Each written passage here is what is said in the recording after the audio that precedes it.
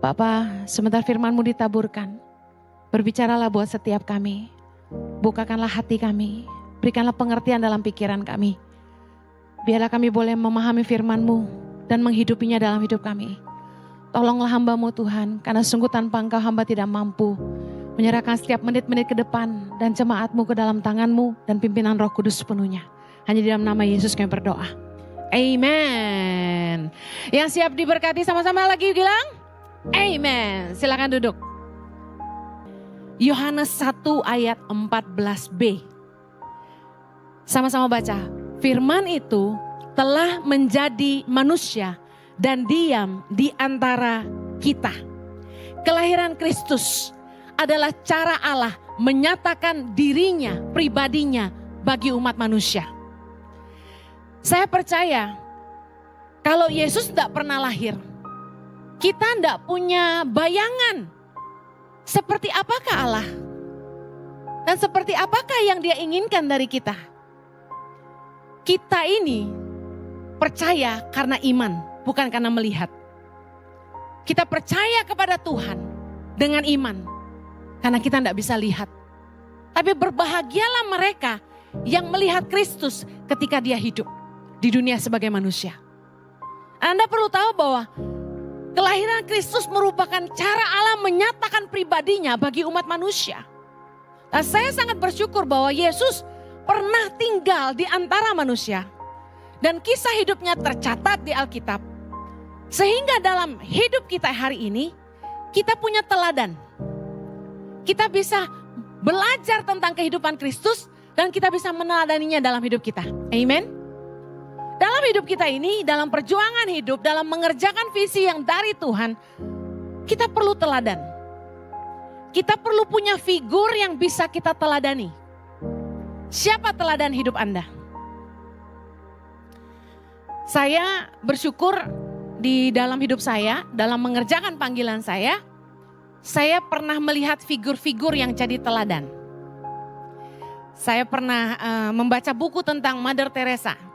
Saya pernah nonton filmnya tentang bagaimana dia memberikan hidupnya bagi orang-orang yang sangat membutuhkan di India. Dan bahkan saya bersyukur oleh anugerah Tuhan saya pernah ke Kalkuta, di tempat di mana Mother Teresa pernah tinggal dan melihat tempat tinggalnya, melihat yayasannya di mana dia menolong banyak anak-anak cacat. Menolong banyak anak orang-orang miskin dan membaca tulisan-tulisannya. Dan beliau sangat menginspirasi saya. Saya tidak pernah menyangka bahwa panggilan hidup saya menyerupai apa yang Mother Teresa pernah kerjakan. Saya tidak pernah menyangka bahwa ada kemiripan dalam panggilan Tuhan. Lalu ketika saya punya visi dari Tuhan untuk melahirkan 1000 pemimpin bagi Indonesia. Waktu itu Pak Ahok menjabat sebagai gubernur untuk Jakarta. Dan Pak Jokowi menjabat sebagai presiden. Baru menjabat sebagai presiden. Saya jujur terpukau melihat bagaimana Pak Jokowi sebagai presiden bisa punya cara yang begitu unik. Belusukan, pergi ke bawah, dan statement pertama saya ingat yang beliau buat adalah revolusi mental. Karena sesungguhnya perubahan cara pikir yang mengubah cara hidup. Makanya firman Tuhan berkata, berubahlah oleh pembaharuan akal budimu. Kita hanya bisa berubah kalau cara pikir kita berubah. Jadi teori beliau cukup alkitabiah. Kemudian waktu saya lihat Pak Ahok memimpin Jakarta, baru sekali itu saya peduli sama kota Jakarta. Karena ternyata ada seorang pemimpin yang bisa begitu menginspirasi warganya untuk melihat Jakarta berubah. Saya jadi lebih aware untuk tidak buang sampah sembarangan. Karena ada yang mengupayakan supaya Jakarta nggak banjir. Mama saya tinggal di Green Garden. Nah, saya sering sekali naik tol, turun di Angke. Nah, itu melewati Kali Jodoh ya namanya. Di situ dulu saya hafal itu rumah-rumah bordir di sepanjang kali itu ya. Tempat maksiat. Jangan saya bilang gini terus jemaat pergi cari ya. Nah, waktu Pak Ahok menjabat, dirubahlah tempat itu menjadi sangat bagus. Menjadi tempat bermain, tempat rekreasi, jadi taman hiburan buat banyak anak-anak dan keluarga. Bukan lagi tempat yang menyeramkan. Saya lagi nggak promosi soal tokoh-tokoh ini, tapi menurut saya apa yang mereka lakukan memberi inspirasi buat saya untuk melahirkan pemimpin-pemimpin yang berintegritas, yang cerdas, yang takut akan Tuhan dan mencintai rakyat. Indonesia bisa maju nggak? Sejak melihat mereka, saya percaya Indonesia bisa maju kalau pemimpinnya berubah. Karena itulah saya timbul iman. Bahwa ketika Tuhan bilang gini, Heni, apa yang kamu mau lahirkan untuk Indonesia? Saya jawab, pemimpin Tuhan. Tuhan bilang, lahirkan 1000 pemimpin bagi Indonesia. Bangun 10 sekolah berasrama di Indonesia. Itu tahun 2019.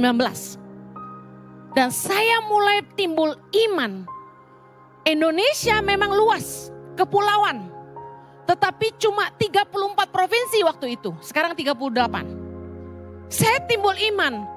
Kalau Tuhan mempercayakan saya mengkuliahkan 1000 anak Indonesia, masa sih 38 itu terlalu sulit? Saya percaya Indonesia itu dibagi menjadi 38 provinsi. Dan cuma membutuhkan 38 pemimpin yang cerdas, berintegritas, takut akan Tuhan dan mencintai rakyat untuk memajukan Indonesia. Katakan amin. Saya sangat percaya itu. Tapi berangkat dari iman yang saya punya inspirasi. Terlepas dari kesalahan-kesalahan yang mereka lakukan, saya tidak suka menghakimi orang, saya suka belajar dari orang. Kalau kita makan ikan, ambil dagingnya, buang tulangnya. Saya lebih senang kalau kita belajar dari hidup orang, jahat sekalipun, seperti Hitler contohnya. Ada hal baik yang kita bisa belajar. Bahwa anak itu perlu bapak. Figur bapak sangat penting. Orang itu bisa jadi kejam karena apa? Kita jadi belajar. Dan kehebatan Hitler memimpin, dia punya pengaruh yang luar biasa. Itu pemimpin hebat. Banyak hal yang kita bisa belajar dari orang lain. Nah, Yesus hadir di tengah-tengah kita, umat manusia, menjadi teladan yang hidup di tengah-tengah kita. Katakan amin.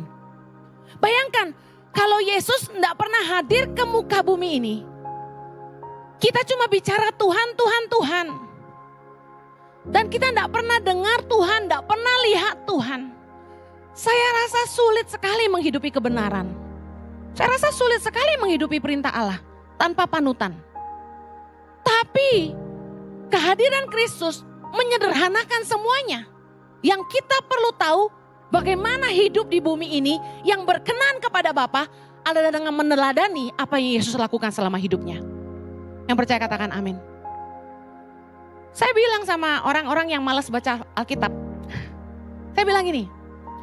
Kalau kamu merasa gak sanggup baca Alkitab satu buku, udah pelajari cara hidup Yesus saja. Baca aja Injil Matius sampai ke Wahyu kalau sanggup. Pelajari cara Yesus hidup. Lihat yang dia katakan. Lihat apa yang dia lakukan. Bagaimana dia memperlakukan orang lain. Bagaimana dia meresponi orang-orang yang ada di sekelilingnya. Karena dari cara Yesus hiduplah kita bisa mengerti bagaimana Tuhan mau kita hidup. Yang mengerti katakan amin. Yohanes 13 ayat 15. Kita baca sama-sama. Sebab aku telah memberikan suatu teladan kepada kamu. Supaya kamu juga berbuat sama seperti yang telah kuperbuat kepadamu. Yesus berkata, sebab aku telah memberikan suatu teladan kepada kamu. Yesus telah memberikan teladan kepada kita untuk kita ikuti. Amin. Nah, dalam hidupnya, teladan apakah yang Yesus berikan?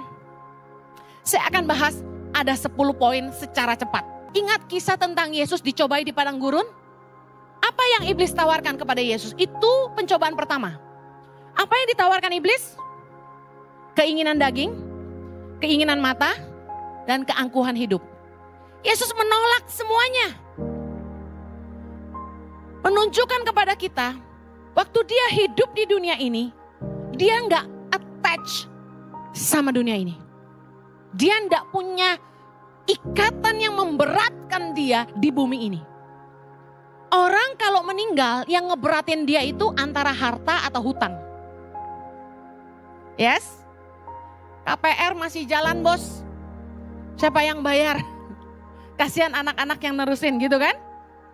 Terus diberatin sama harta.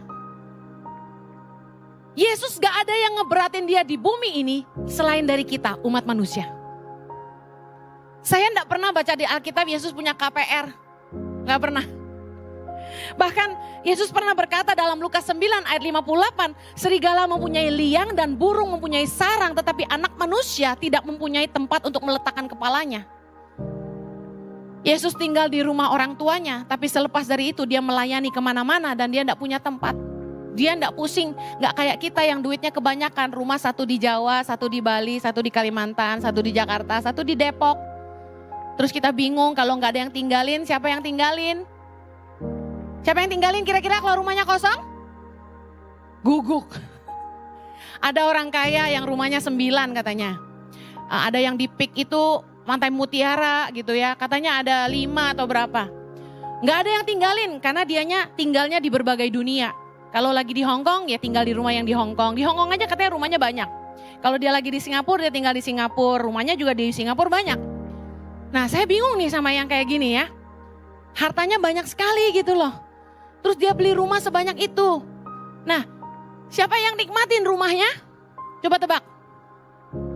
Pembantunya. Pembantunya berenang-berenang. Supirnya karaokean. Karena nyonyanya jarang pulang, tuannya jarang pulang. Anda pikir kalau Anda nggak di rumah, siapa yang nikmatin rumah Anda? Nah, orang kalau kebanyakan harta ada yang diberatin. Tapi Yesus nggak ngeberatin apa-apa. Dia enggak punya investasi di bumi. Investasi dia di kekekalan. Yang Yesus cinta di dunia ini cuma kita. Katakan Yesus cinta saya. Bicara apa sama kita? Boleh menikmati hidup. Karena Yohanes 10 ayat 10 berkata dalam bahasa Inggris, I came so that you can have life and enjoy life. Yesus datang untuk memberi kita hidup dan supaya kita bisa menikmati hidup kita dalam kelimpahan. Yang artinya Tuhan juga gak mau kita miskin. Tuhan mau kita diberkati. Tapi saya sering khotbah, diberkati konotasinya bukan selalu kaya raya. Ada yang mungkin sederhana tapi cukup bahagia. Anda bisa bahagia itu sejauh dari hatimu bisa merasa cukup.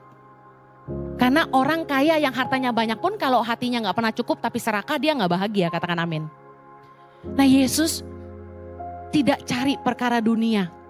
Makanya kenapa saya sebagai hamba Tuhan gak branded minded.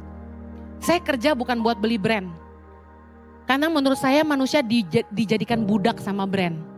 Boleh gak punya barang branded? Boleh, tapi gak harus punya. Saya punya beberapa yang branded tapi jarang pakai soalnya takut dihakimi. Saya bawanya tas yang paling murah. Saya takut dihakimi nanti masuk sosial media. Padahal saya punya segala merek yang orang pakai, tapi saya nggak pakai. Nah, Yesus tidak mengejar kesenangan duniawi. Ini salah satu yang saya ambil ayatnya. Akan tetapi, ia mengundurkan diri kemana? Ke tempat-tempat yang sunyi dan berdoa. Yesus selalu mencari tempat sunyi. Dia pergi menyendiri, dikatakan pagi-pagi benar, dia pergi berdoa. Yesus kerap kali dalam firman Tuhan, dia pergi menyendiri untuk berdoa. Dia pergi mengundurkan diri untuk berdoa. Yesus punya ketergantungan yang begitu besar kepada Bapanya. Seolah-olah dia tidak bisa hidup tanpa berbicara kepada Bapa. Dia butuh Tuhan dalam hidupnya. Dia butuh sekali berkomunikasi dengan Bapanya. Apakah kita hari ini juga punya tempat sunyi? Tahukah Anda bahwa kegaduhan membuat kita tidak bisa mendengar Tuhan? Kegaduhan membuat kita tidak bisa mendengar Tuhan. Makanya jujur, saya senang gereja karismatik yang berisik. Ada praise song, ya puji-pujian yang gegap gempita. Saya menikmati. Tapi kalau ditanya preference, saya aliran yang berbeda. Saya aliran yang sunyi senyap. Saya suka ketenangan. Saya lebih suka worship daripada praise. Kenapa? Karena di tengah-tengah penyembahan, jiwa kita tenang dan kita bisa mendengar Tuhan. Saya jujur kurang suka sama worship leader yang terlalu berisik, terlalu gaduh. Lagunya worship tapi berisik. Lagi worship aja gubrang.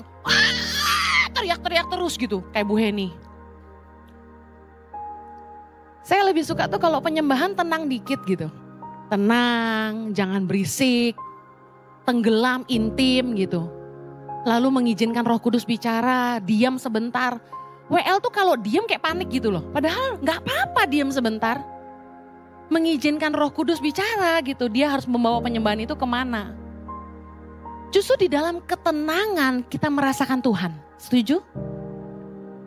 Kita perlu punya tempat sunyi. Saya pernah khotbah tentang tempat sunyi. Kita perlu belajar seperti Yesus. Menyendiri. Menarik diri dari keramaian. Saya paling gak suka sibuk. Padahal hidup saya sibuknya ampun-ampun.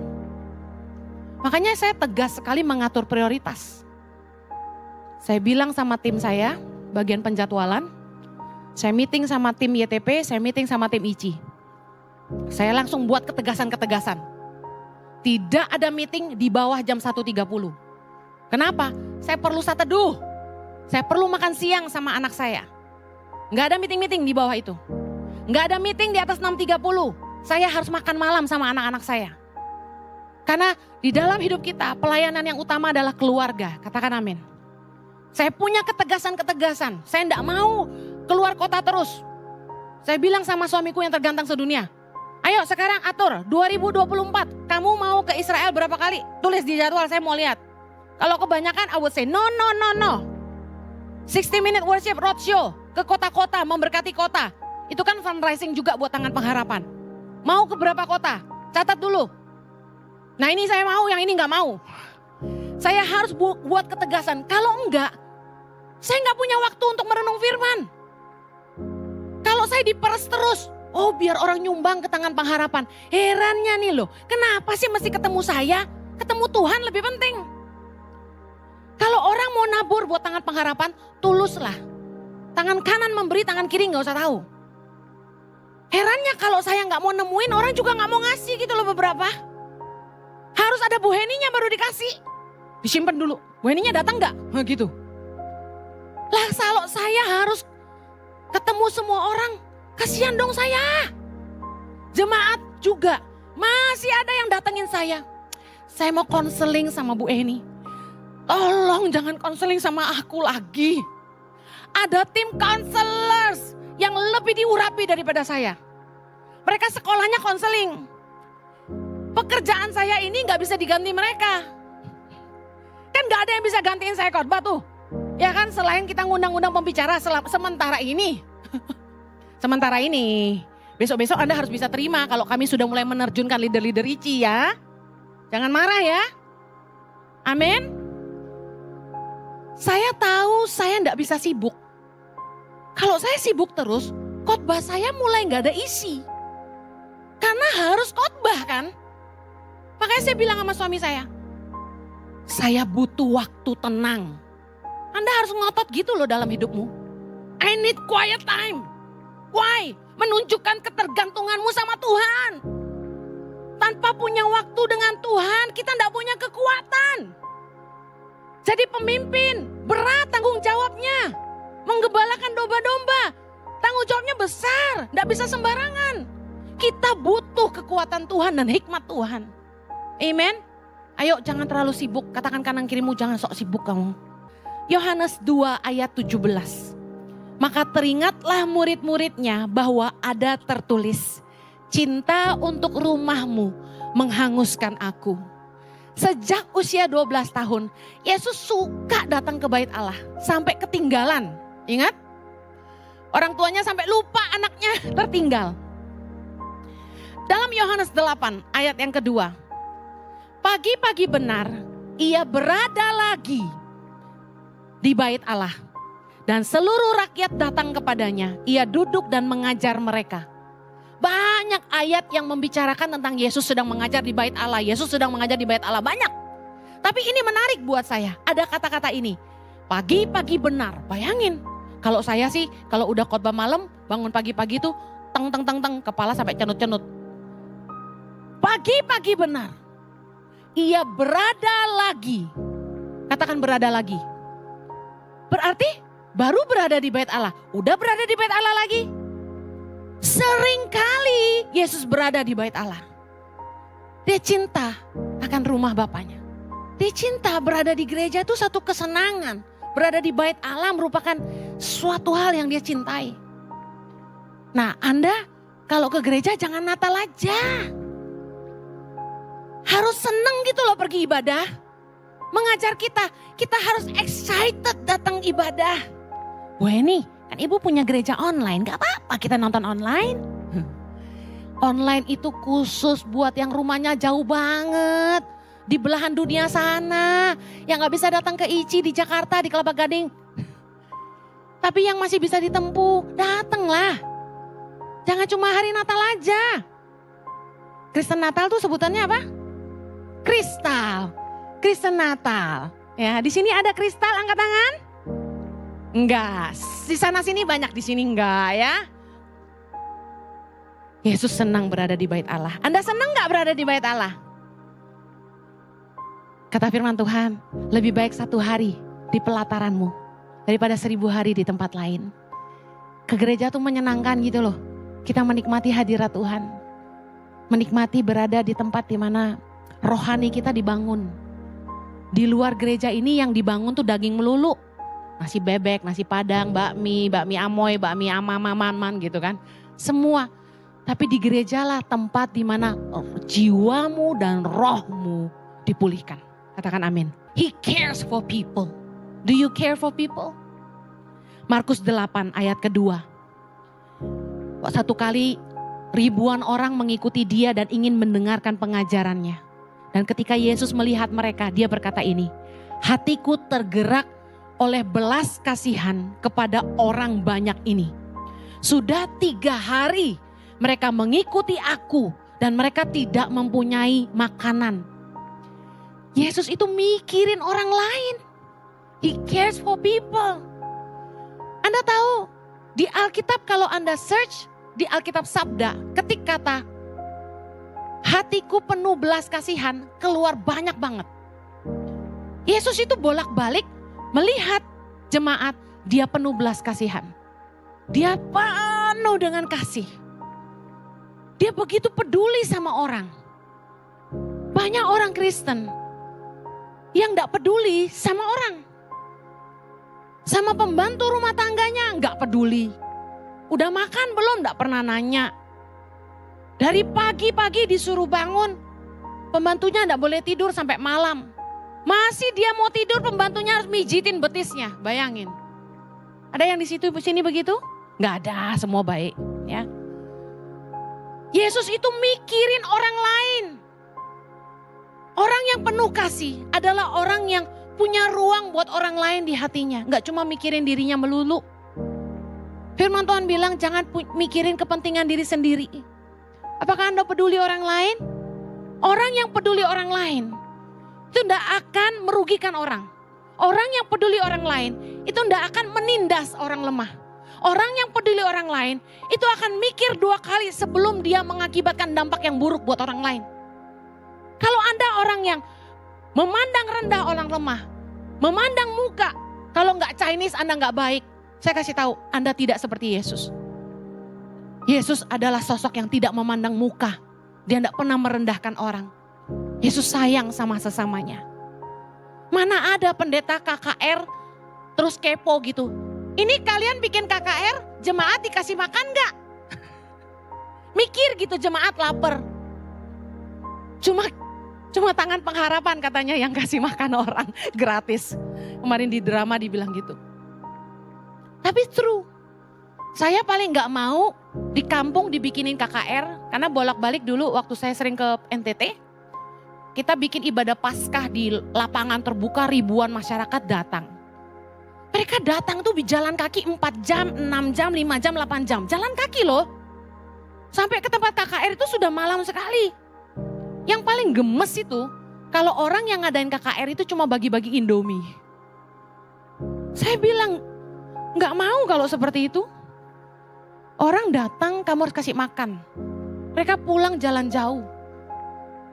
Bisa gak belajar kayak Yesus, peduli sama orang, mikirin orang gitu loh. Jangan perintah-perintahin pembantumu, kerja. Tapi kamu cuma kasih dia makan beras berok, beras jelek. Indomie pun dibedain. Kalau saya mau makan apa, orang di rumah makan apa. Jangan pelit. Orang pelit gendut sendiri. Kalau saya bagi-bagi, jadi gak gendut banget. Ayo belajar sama Yesus. Jadilah orang yang peduli orang lain gitu loh. Anak-anakmu dari kecil harus dididik peduli sama orang, sayang sama orang seperti Yesus. Amin. Jangan jahat sama orang, harus sayang sama orang. Jangan mentang-mentang mereka miskin, mentang-mentang kulitnya lebih hitam, rambutnya keriting, gak kayak kamu. Terus kita gak sayang gitu. Jangan gitu. Satu hari nanti kita ketemu Tuhan di sorga. Yesus bilang dalam Matius 25, apa saja yang kamu lakukan kepada saudaramu yang paling hina, kamu lakukan buat aku. Kenapa saya sayang sama orang-orang miskin? Karena saya lakukan semuanya untuk Kristus. Amen. Dia mengajar murid-muridnya. Ingat waktu Yohanes dan Yakobus, mamahnya datang kepada Yesus dan minta supaya mereka duduk di sebelah kanan dan kiri Yesus. Yesus jawab apa? Barang siapa ingin menjadi besar di antara kamu, hendaklah ia menjadi pelayanmu. Barang siapa ingin jadi terkemuka di antara kamu, hendaklah ia menjadi hambamu. Sama seperti anak manusia, yaitu Yesus, datang bukan untuk dilayani, melainkan untuk melayani dan untuk memberikan nyawanya menjadi tebusan bagi banyak orang. Yesus kita yang mulia, merendahkan dirinya, turun ke dunia yang fana, dan dia terlahir bukan di istana, tapi di kandang domba.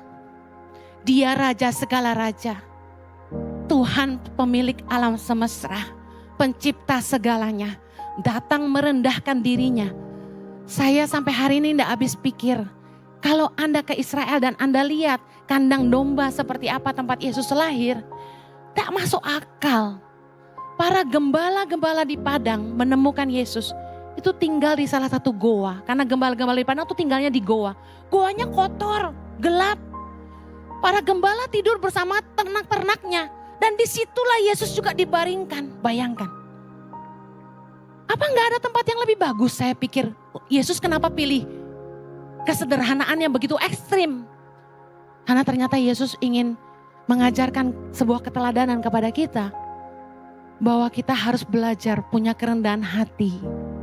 Jangan selalu ingin yang tinggi-tinggi. Maunya dilayani. Maunya mewah gitu. Saya belajar dari Yesus. Makanya kami kalau melayani kemana-mana. Ya enggak ada hotel enggak apa-apa. Tinggal aja di rumah masyarakat. Saya tinggal di rumah orang. Air enggak ada. Ambil ember, ambil air di sumur. Masuk ke kamar mandi. Saya lakukan. Enggak terlalu masalah. Enggak pernah komplain. Tidur di rumah masyarakat. Kecoa semua apa. Kumbang-kumbang berjatuhan. Saya tidur aja dalam nama Yesus. Gak tahu kalau gue mangap ada yang masuk gak bodo amat. Tapi saya belajar Yesus aja segitu sederhananya. Kita juga belajarlah hidup lebih sederhana. Karena kunci kebahagiaan itu terletak pada kesederhanaan. When you simplify your life, you will be more happy. Hidup itu kalau terlalu ribet gitu ya. Saya sorry ya, saya masuk ke rumah orang kaya ya. Saya bingung, banyak banget barangnya. Banyak banget. Saya jadi bingung, ini buat apa sih? Kalau bisa gak usah banyak barang rumah kita. Mati juga gak bisa dibawa. Lukas 22 ayat 42. Ya Bapakku, jikalau engkau mau ambillah cawan ini daripadaku. Tapi bukanlah kehendakku, melainkan kehendakmu yang terjadi. Bahkan dalam Yohanes 4 ayat 34 Yesus berkata, makananku ialah melakukan kehendak Dia yang mengutus aku dan menyelesaikan pekerjaannya. Selama Yesus hidup, yang jadi visi hidupnya cuma satu, melakukan kehendak Bapa. Dia tidak punya ambisi pribadi. Dia cuma fokus melakukan kehendak Bapa. Saya teladani Yesus betul. Saya tidak punya ambisi apapun dalam hidup ini. Mau apa sudah tidak punya. Yang saya cuma mau mengerjakan kehendak Tuhan dalam hidup saya. Yesus kasih teladan sama kita semua. Bahwa yang terpenting dalam hidup ini adalah mengerti kehendak Tuhan dalam hidup kita dan melakukannya.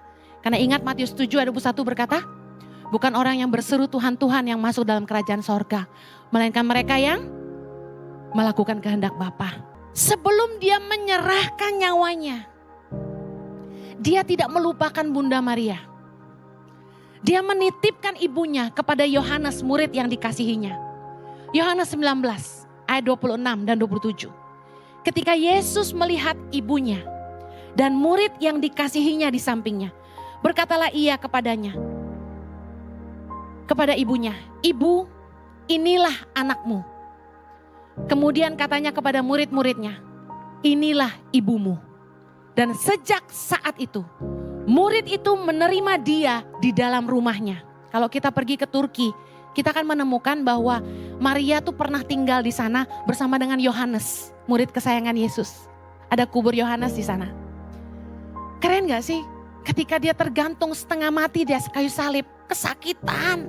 Dia masih gak mikirin diri sendiri. Dia masih mikirin mamahnya. Mama yang telah melahirkan dia. Mama yang sayang sama dia dan berjuang untuk dia. Dia ingat untuk titip mamahnya di masa tuanya sama muridnya. Hari ini, apakah mamamu masih hidup? Mari bahagiakan dia. Sejengkel apapun sama mamahmu. Mungkin karena terlalu keras kepala, terlalu dominan, terlalu cerewet, banyak mau. Sayangi dia. Kamu hutang nyawa sama mamahmu. 9 bulan dalam rahimnya. Dan susah payahnya melahirkan kita. Jangan ndak sayang sama mama. Kalau ada anak yang merasa, "Mamahku ndak setuju aku pacaran sama si A, si B." Dengar, orang tua itu mau yang terbaik buat kamu. Gak ada yang lebih sayang kamu daripada orang yang melahirkan kamu. Saya kasih tahu, saya yakin-yakinnya seorang mama lebih sayang anak daripada papahnya.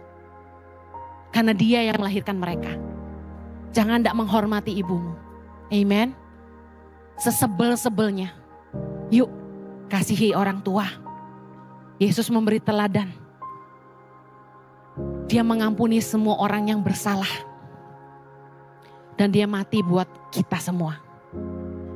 Mari kita pun lakukan yang sama. Ampuni semua orang yang bersalah dalam hidup kita. Saya berdoa kasih Tuhan memampukan kita semua. Maafkan ada 3 poin yang tidak selesai, tapi saya berdoa Anda diberkati dengan apa yang sudah saya bagikan hari ini. Amen. Kita berdoa. Bapa di sorga, terima kasih Tuhan Yesus untuk keteladanan-Mu. Kami belajar dari cara hidup-Mu dan bagaimana Engkau hidup selama di dunia. Kami bersyukur kami punya figur yang kami bisa teladani. Terima kasih Tuhan buat teladan yang Kau tinggalkan. Tolong kami untuk menghidupinya. Tolong kami untuk bisa hidup seperti Yesus hidup. Kiranya kami terus disempurnakan. Oleh kasih karunia-Mu, mampukanlah. Di dalam nama Yesus. Yang diberkati Tuhan, sama-sama kita katakan. Amen.